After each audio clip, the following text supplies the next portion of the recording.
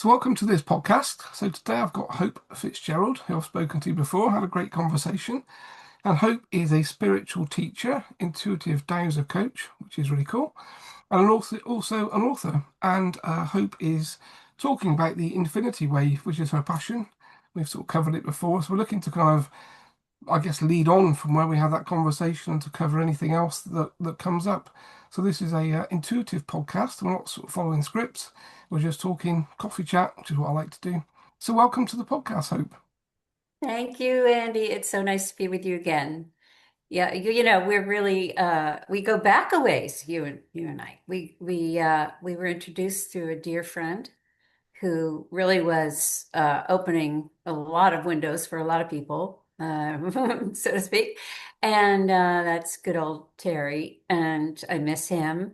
Um, but that's how I found about you and about Chen, and you've helped me so many times. I just want to say that at the outset that you have been very, very helpful, not just for me, but for my family. So that's a little bit of encouragement to anybody who's wondering about, signing on to have Andy help you. But yeah, so it's always been a pleasure to interact. And thank you for having me. Yeah, thank you, Hope. That's got a nice introduction, I think, really. And again, Terry still talks. So even though Terry has passed, it's quite funny, really, because obviously I'd been working with him for sort of over 10 years, talking daily, really. So he was sort of, almost like family to me at the time. And Yeah. we were in the same area, covering the same things, obviously researching spirit possession and the things that Terry was passionate about. And then when he passed, of course, I thought, how long is it going to be before I get a call from the other side? And it was literally a few days. I think I was lying in bed one night and I had a kind of, a thought came in, it's me. I was like, because I do get that obviously as a medium, like, who's me? It's Terry. And then he used a word that we used to talk to each other about. I thought that's the authenticity check, really. So I kind of Mhm. checked he was authentic and thought, wow, Terry has like already found his way back. And he was like, we've got work to do. We need to carry on. And No rest. literally, and of course, I mean, obviously, passing wasn't great. He had COVID in sort of 2020 and passed on New Year's Eve. But literally, as soon as he was on the other side, he said, right, I know how things work now over here. So this is what we're doing, basically. And kind of, as far as he was concerned, the work continued. So it was almost like there wasn't a break, which I, I was quite enjoying. Fantastic. Isn't that what we all want in a weird way? I mean, Yeah. just carry on. Yeah, and I think that's the big pointer, really, from my perspective, that when we're here in physical body, we're doing our projects and doing our work as you are with the infinity wave. But then when we pass, we kind of assume that that stops. But if we're working together with other people and collaborating, then everything continues. And Terry sort of said to me, now I'm in spirit, I can see everything, completely different views on things, and what we kind of saw or encountered with some of our clients that had some very severe problems, maybe like self-harm and suicide. He said, I get it. I know why it's happening. We've got this spiritual possession in entity interference going on, and this is what we need to work on, really. And although we both agreed and we kind of did that work and we knew that was the case, to get the kind of reflection from someone who died and was in spirit and could kind of give us that back through was a sort of turning point for me personally, really. Absolutely. I mean, he's got the inside story. Um, I would, probably on a separate call, I would really like to hear about which perspectives changed in him, you Yeah, know. that'd be cool. Yeah, we could do that actually. We could definitely do that. That'd be good. Yeah, in fact, on a different call, a different sort of place, I probably can get him in and actually sort of, Let's do channel him that. to you. Then you could talk to him direct, which would be quite good. Let's do that. That'd be Yeah, great. because I that'd would be love fab. I it. know he was, he loved your work, and obviously you and him had a very, very kind of close connection, which is important. And sometimes it's nice to continue that when they are in spirit. What better way to be able to continue the conversation, really? Because I think that is one of the things that, for most people that aren't spiritual, or maybe most people that aren't kind of mediumistic, a loved one dies and you lose that connection, and there's an emotional detachment as well, really. But when you kind of realize they're only in a different vibration or, frequency, and they can connect and talk to us from that frequency, it changes the game, really. And of course, Yeah. we have this all the time because both my parents passed last couple of years, and then Jane's dad passed, and literally, we'll be sat watching telly. The dog looks up in the corner of the room. Generally, the room goes cold, and then I hear a voice. It's me, and it's like Jane's dad's back again for another conversation, and it's like, Clive, why do you always come at like 11:30 at night? It's bedtime, but he wants to talk. So they obviously find it a lot easier to come through in these late hours of the evening. And he'll come Hmm. through and say, I've got information about, Jane's mum's still alive with health problems, and she's had a few challenges and stuff, and he's provided interest. She'll be fine. Let Jane know she's going to be fine. And of course, I'm a sort of the middleman talking to him, relaying that to Jane, obviously my wife. And then she's asking questions to her dad who's in spirit. And we kind of, that goes on then for like an hour. Oh my gosh. And then we're It's tight. fantastic. Really. Yeah, I love this. My channeling is with sort of these big master beings and not so often, although I did have a visit from a week after he died, the Beach Boys, forgetting his name right, Brian okay. Wilson, Oh, wow. completely shocked me. Came in and because normally I'm talking to archangels and those folks, and all of a sudden this surfer dude comes in. I mean, that was the energy. I'm like, who is this? And he says it's Brian Wilson. I went, huh? What? Actually kind of messed me up a little, but that's a whole other thing. But it clearly him, and he cracked a joke. Somebody asked a question. It was a night when I was doing my channeling salon, so I do that once a month, so people can come in and ask their own questions, which I think is really helpful. Fantastic. And so he comes in at the very end of the channeling salon, and somebody asked a question. Well, have you been going to all your family and your friends? Have you been visiting them in the week since you died? And he said, oh, yeah, I get around, which is, Get of course, around, get the name of around. the song. Wow. And he said, I hope you got my little joke or whatever. And, so that's how I knew, because how would I come up with that? So you didn't know him in his physical life, obviously, I guess. No, No, no. no. But he said, when I asked, how are you coming to me? How are you Yeah. coming to us this night? He said he was sort of roaming around, checking things out, and he saw an opening and he was curious and he just went there. That's really interesting, actually, isn't it? Yeah, Yeah. Because that's what we kind of forget, don't we? That on the other side, when they're in spirit, obviously there's a whole world's worth of physical mediums and people that they can connect with and talk to and try and get the message back to. I mean, generally, most people want their family to know they're okay. I think that's the kind right, of key thing that I always find that when I'm doing this type of work, the message is always for the daughter, the son, or the wife or husband that's right. left that I'm okay, it's all good. In fact, I'm more than okay now because I'm happy. Generally, I'm out of pain because most people are suffering as they come to the end of their life.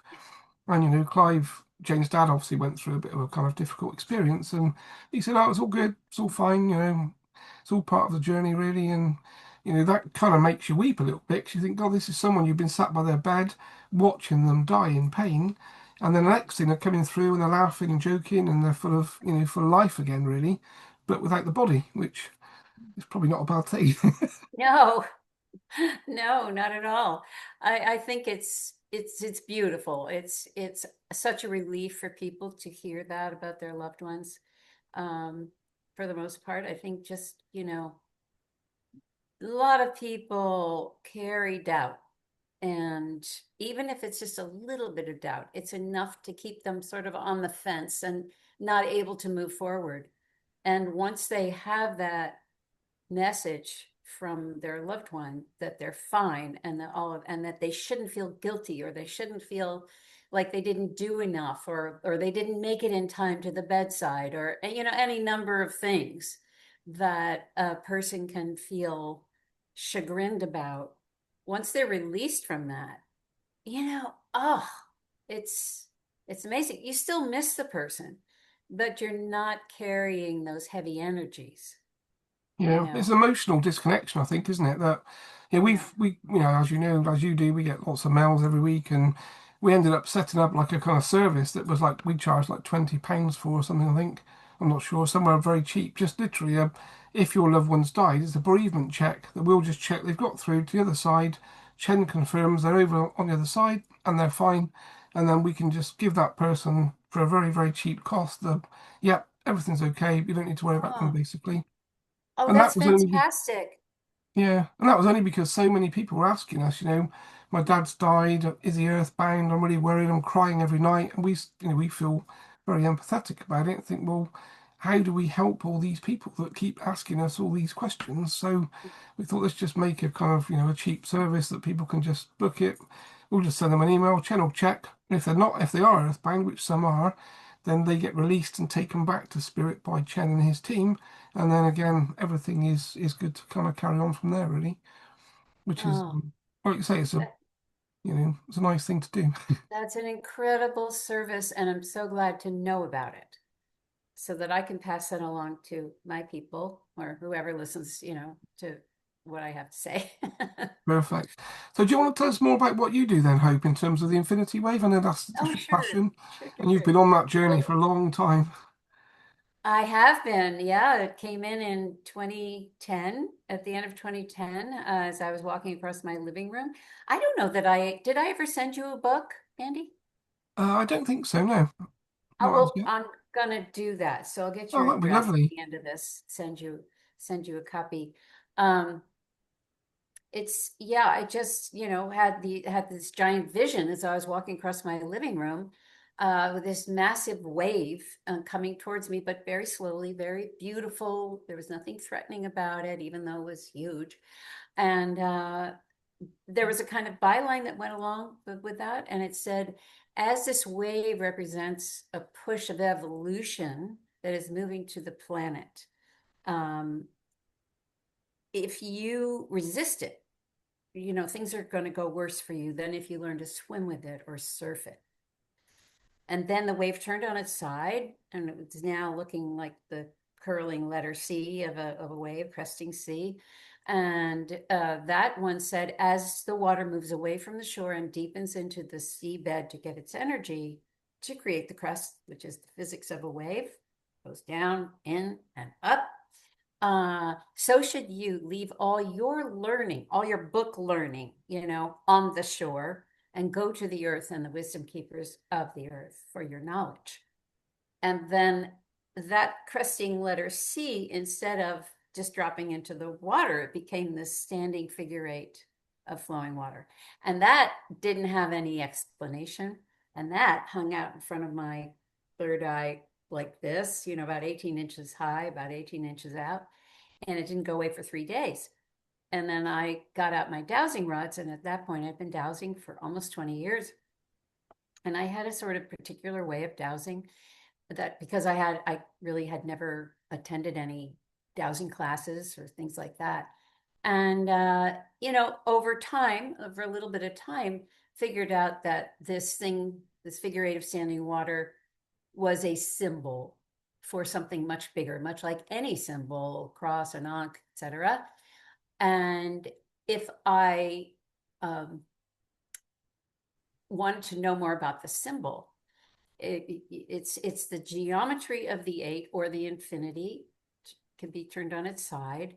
And there's something important about the geometry. And it's also this water. And inherent in this watery flow is infinite love and compassion. So this would be, they said, 10th dimensional love and compassion. So what's 10th dimensional love and compassion? We don't really need to know. What we need to know is that it's very refined.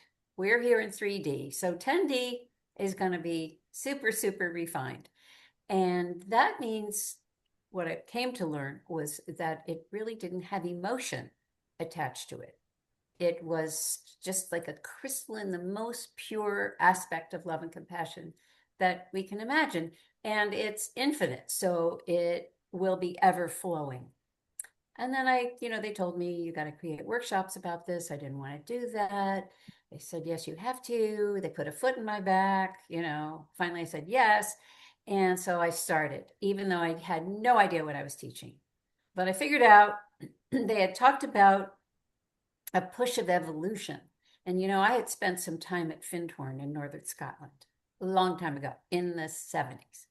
And they were talking about evolution there. They were teaching Teilhard de Chardin and his theory of evolution. So I kind of pulled that together, and then some of the science that was really where it was meeting spirituality at the time, and I kind of jumbled all this together.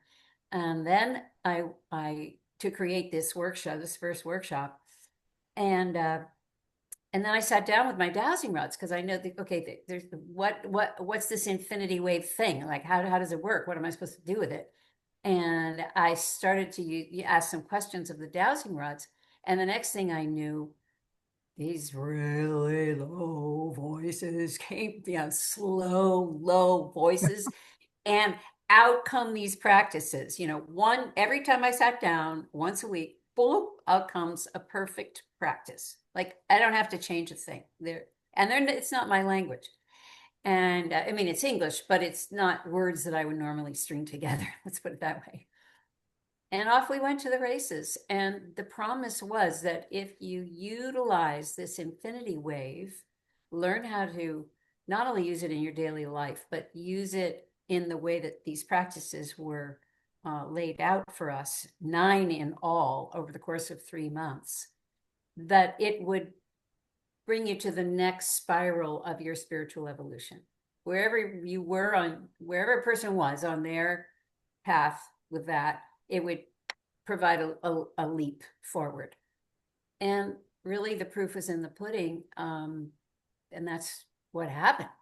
Virtually everybody in the workshop had a dramatic change in their lives. And most importantly, their joy quotient went up. And it lasted.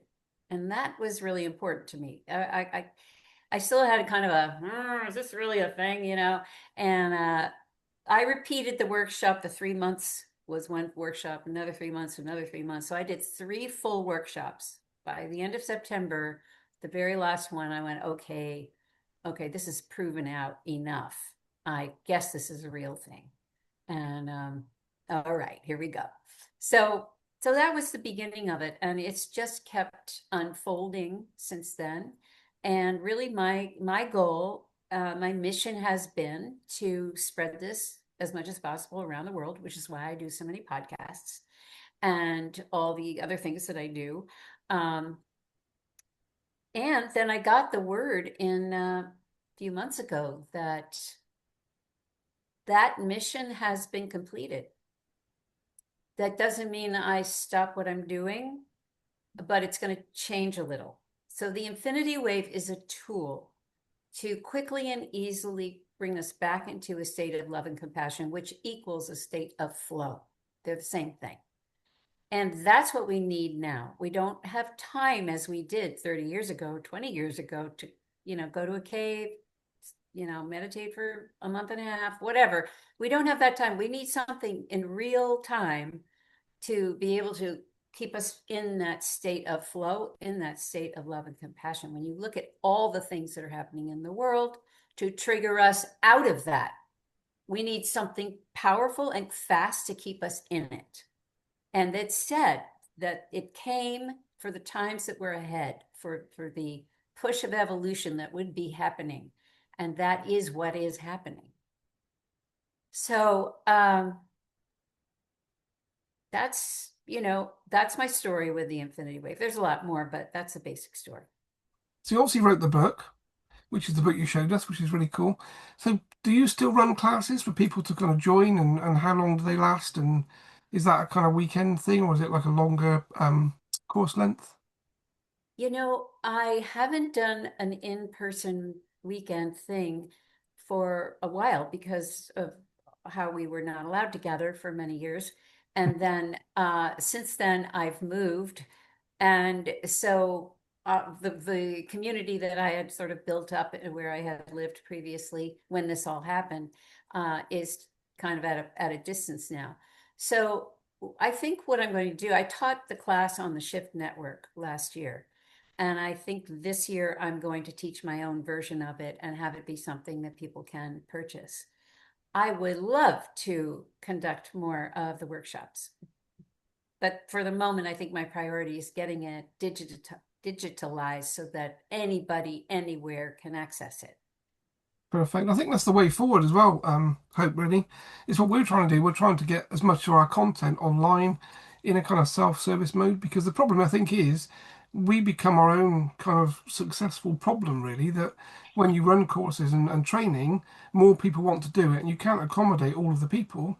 Then you're the bottleneck. So now you're trying to get something out to more and more people in the audience, but you are becoming the bottleneck because you can't run enough training. Or the other thing, of course, is time zones and timelines is a big challenge, really. So, Yes, and because I've been featured on some web podcasts in the UK and other places now. There are people all over the world, Australia, I've got people, South Africa, all over the place.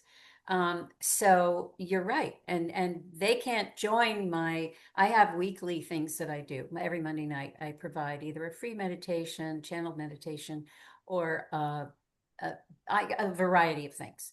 And and so it's not really fair to just do a workshop in one time zone for one group of people. So that's why I do want to, as you say, digitize it so that everybody can have access. yeah, I think it's the way forward, isn't it? And of course, we're all aware, I think, these days that everyone has a sort of time challenge and jobs and work and families, and there's a big spiritual audience that are really hungry, I think, for this, the sort of thing you're doing, the information that you're partaking in, and the teachings and the way that people learn and move forward. But that has to be accessible to the people that are trying to adopt it, really. And you can't do that yourself as a single person, really. And I think this is where I think this for me this is where spirituality is changing. It's not becoming corporate, but it's becoming. It needs to almost follow the corporate model, whereby we make things more accessible to the people that are interested. Whereas if you reverse 10 years ago, you and I were both doing kind of things mainly in person, probably in our local areas. So of course the audience had to be local people that could attend, and we were always getting emails from people saying, "Well, why don't you do this online?" And it was, well, the technology wasn't great 10 years ago, but obviously with the pandemic that popped up, it was a great time for change, and Yeah. people adopted the concept that I can do things from home and I can go and sit in my little room at the back and just do something different to the family, really, which is a nice way to see things. So I think it's great that you're on that kind of path now, which is good, and being pushed as well by the sound of it. Oh, well, yeah. Now I'm moving into something else. And actually, I just did a channeling this morning because trying to figure out how is it best for me to be showing up in the current climate on the planet. Um, and for a long time, my guides have been telling me to stay out of the fray. Don't lean into any political side. Don't stay in your, as Pam Gregory calls it, her eagle's perch. And so that's what I've been doing for a very long time. Um, and when they said, okay, you can wind down I mean, I'll always talk about the infinity wave, but I've completed the initial mission of that, the 15 years of planting that seed. And now it's been going out, the whole time. But enough has been planted. So now, what they told me today is I need to really, it's hard for me to even say, really hard for me to say because I've steered away from this. Uh, That's why I you're need here. to, I'm supposed to develop my ministry. Now, when you say that, all of a sudden, you know, it makes me nervous. It really makes me nervous. Um, I need to be I need to be transmitting. I already embody. Well, actually, and it's kind of ironic, I embody my name, but I never have like capitalized on that because for obvious reasons, you know, that's like, it's not egoic. It's, I don't want it to ever be that. So I've steered away from that. But what they said today was no, you need to actually be transmitting hope to people because they are losing their way. They are losing hope. And so this is breaking news. I'm supposed to be doing that. So I'm starting today. Well, congratulations. I think it's an Well, thank amazing you. thing, really. Uh, I mean, it's, I'm glad I'm talking to a friend who understands me. I wouldn't be doing it otherwise. Um, yeah, I want to be of service like you are of service. And I want to be of service in the best way possible. I've just rejected being, um, you know, that person in the front of the room that is, you know, standing on a soapbox. No, no, no, no, no. So I need to find, I want to find a way to conduct this ministry that is not that. So that's what I'm freshly working with today. Fabulous. Because I think when you were saying that, I was talking to Chen, and Chen was saying basically, obviously, when you came in, well, the name you chose, because you weren't given it, of course, you chose it, was obviously Hope. And obviously, that means that hope has a vibration. The name has a vibration, a frequency. And this is the thing, isn't it, that we sort of forget that when we come into this, incarnate life, we're coming in with a frequency and we're supposed Yeah. to go through our path and stuff. But at some point, we need to come online. And when we come online, we have to embrace what we're supposed to be here to do. So your name obviously says it all, basically. And I think, like you say, now is the time because I think if people like us don't stand up and become lighthouses for other people, then everyone's going off like sheep in different directions, really. And people do need someone they can get behind that will say, look, I'm not egotistical, I'm speaking my truth, I'm good at what I do. I spent 20 years doing it. Look, you said I've spent 15 years doing this work. So this isn't someone that's popped up yesterday that's like, follow me, because you've got no credibility really in that way. But when you've been doing the things that you've been doing for as long as you have, then when you say, look, I'm going to start a ministry, but it's going to be different. This is a new model, new version, new energy, and this is the new me. And it's probably quite an exciting place to be, if not slightly daunting, I guess, as well, really. Daunting is the word, yes. And so I've thank you. And thank you, Chen, for the reflection there. I have always embodied it, but I've never stepped to, and look, I've led a lot of workshops and done a lot of leading, but I've been very careful not to, get my personality or whatever in the forefront. It's always group activity. I teach, and then we go to the group, and it's all very, equal. And so a new kind of ministry where that can continue, and I can be forthright in what I'm saying without being ego attached. That's the goal. And of course, And you're channeling some big energies, and big energies need a stage, don't they? Basically, that's the thing. So, how do you kind of envisage setting that up? Is that going to be a kind of website and a kind of social media presence, or does that sort of dovetail into your current kind of model, really? I think it will. I mean, my current website is pretty broad because I do so many different things. I think it's going to be just a little tweak, that and bring the infinity wave in as a tool, not as the forefront. And I don't know yet. I'm still mulling this over. It's only a few hours, but and I do social media and I share my channelings. Some of the channelings are so beautiful, and so uplifting. They're all full of hope. They really are. And we talk a lot about being a lighthouse. For years, I've been talking about that. And but I think I need to just tweak things a little bit to think of myself as that megaphone more consistently, and that it's okay.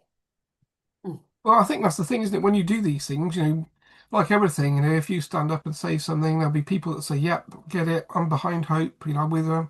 There'll be other people that say, "No, not for me," which is okay. And I think one of the challenges people like us have, I think, is you have to be able to take the negative comments and the negative things as well as the Yeah. nice positive things. And generally, I think if you're authentic and you're speaking your truth, which obviously you do, then the right people find that vibration and follow, and the naysayers drop off because they're not in the same space anyway, effectively. But Right. for me, if you look at kind of what's going on the planet now, it's a reset, really. We know that they've called it the Great Reset, and I guess it probably is, but maybe not in the way that we think of it. And I kind of see this as an opportunity for a change. And Mhm. generally, when change happens, things break. So I think this is probably why people like yourself are having to come online, because there are going to be people that will drop into fear. And of course, it's a low vibration, and that's where the negative side want people to be. And I think people like you need to be that uplifting hope, really. Come up to my frequency. Come and look at the air up here is fresh and clean. You're down in the smog and the kind of pollution, and I think that is, and I think people are looking for people like yourself, really, that where are these people? How do I find someone that can uplift my day, teach me new things? And it also changes the families, because when someone aligns with you, they get what you're saying, they start to understand what you're doing, they change their frequency. And then, of course, the knock-on effect is their own families drop in behind. They see the change in that person and think, wow, you know, this person's been doing the infinity wave, look at how they've changed, then somebody else wants it. And this is the organic nature, I think, of changing people one by one, is that I don't think we can change the world overnight, but just one by one is a slow organic method of kind of doing that. And a ministry is quite cool wording as well, I think. Yes, it is. I was kind of surprised when that came through. And I think it's interesting you talk about coming online, and I think it's a question of all of us come online in some degree, right? And then the line can change. So it's like having the willingness to step up to the new level of being online. I've been online with the Infinity Wave for 15 years, and now it's time for another uh, quality. I don't know what the word is, but it's a step in a slightly. It's asking me to come out a little bit more. I understand. I'm hearing that. Yeah, so yeah, I'm seeing a picture. Chen showed me a picture of a trench, basically, and you're Yeah, in the trench, and it's putting your head over the top. And instead of going back down again, it's actually climbing out of the trench and saying, "Right, this is the way forward," effectively. right. And that probably is quite daunting for you, I guess.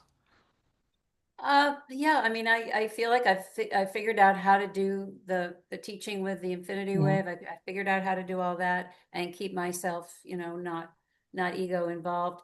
And now it's just ready. It's gotta go to a next level and try to do the same thing.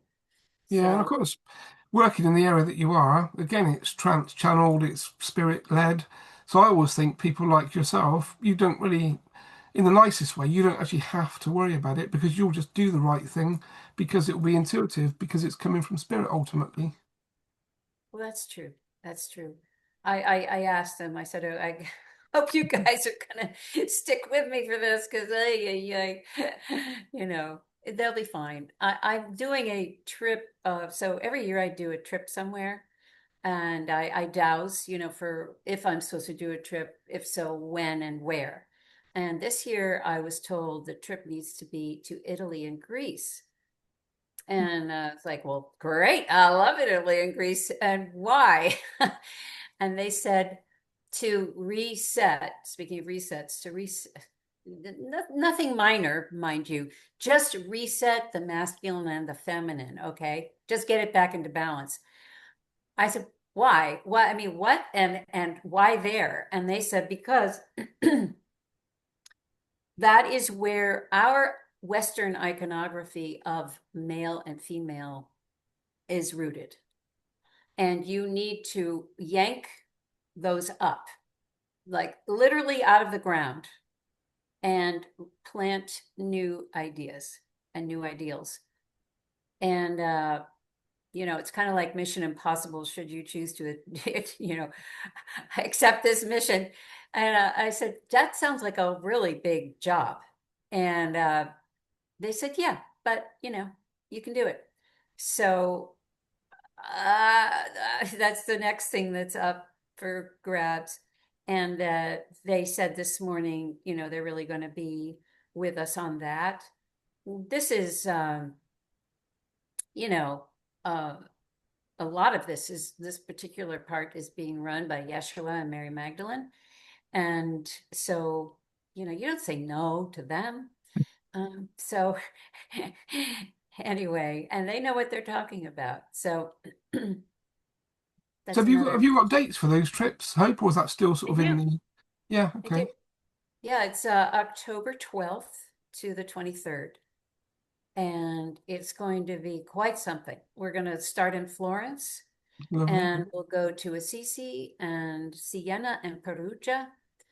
And then we're going to fly to Athens. And then we're going to go to the uh, Palapinos and a bunch of different temples, Delphi for sure. Uh, and we'll be working with the masculine and feminine in both countries. What was interesting is, how we have these sort of nostalgic periods. I know when I was growing up and I was in high school in the early 70s, everything was about the 50s. We dressed like the 50s. Sometimes we had sock hops and put on poodle skirts, and the TV shows were all throwback to the 50s kinds of things. And as we've gone forward, I've seen these retro trends. So like everybody's dressing like the 90s now, that's what the fashion is, I guess. My daughter tells me. And so, I thought mom jeans were gone forever, but apparently not. But anyway, it like that in the Renaissance, they rekindled the Greco-Roman ideology and iconography of masculine and feminine. It had sort of died down, but they brought it roaring back and put it in their art and put it in their architecture and put it in their sculpture. And, it's a shame, actually, but they were having nostalgia about an earlier time that looked much more orderly and better, coming out of medieval days, I can understand that. But, you know, so by that return, that recalling in the Renaissance time is why we're dealing with it now. And it's so fascinating to me that's how it got rekindled. So we need to go back and yank those things out of the ground, literally yank them out. I did a trip in Israel years ago where that's what happened as well for different things. But it's quite powerful work. At the same time, we always have a blast. We eat in fabulous restaurants. We stay in wonderful hotels. We laugh a lot. We play. We play and we work. We give and we take. We give and we receive. Let's put it that way. And usually these trips are pretty life changing. And there's a lot of room for discovery because I don't know a lot. I go and I douse and I listen and I channel and I go where, I have an itinerary, but we have freedom to change things and we have freedom to spend time and work in a specific spot if that seems to be what's calling us. So it's fluid. It's really, I always enjoy them a lot, these Yeah, they trips. sound like fantastic fun, really. So for people to book that, is that through your website? Is that where you'd normally connect? Well, what I usually tell people to do is to sign up on my website because then you'll get my emails, and I send out one a week on usually on Sundays with kind of a little homily of some sort. And then when I have special events, you'll get a second email. So I also have a podcast that you were on. And so upcoming guests are on there and in my emails. And then on my website are all the past guests. So anybody who on YouTube or on my website, you can go to Spread Infinite Hope, um, and find all the other wonderful speakers I've had on. So I tell people to best thing to do is to sign up on the website so that way you'll get all my announcements. Perfect. Well, I think that's the easiest thing to do, isn't it? It's a central point to connect. Because I think one of the big problems these days is there's so much demand for content across all of these social media channels and websites, and sometimes you can't find the people you're looking for a kind of overflow, really.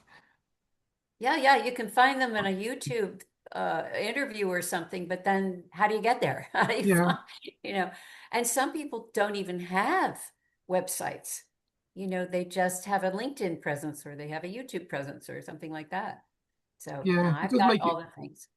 It does make it difficult, I think. I think a website is a great place because it's yours as well.